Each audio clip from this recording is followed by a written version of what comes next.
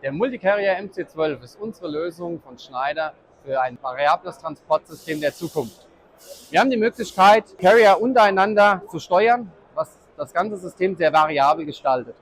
Geschwindigkeiten bis zu 4 Meter die Sekunde, Lasten von 3 bis 18 Kilo.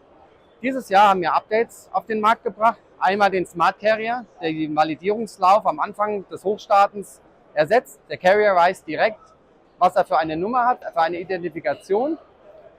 Automated Lubrication ersetzt das Einzelschmieren der Carrier. Ich muss keinen Carrier mehr anhalten und schmieren, sondern ich habe ein Segment, was Ölanschlüsse besitzt, wo die Carrier während eines Durchlaufes schmiert.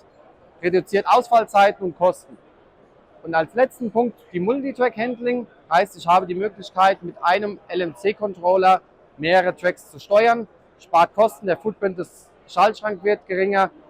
In Zukunft werden wir noch viele neue Features auf den Markt bringen. Bei Fragen meldet euch gern.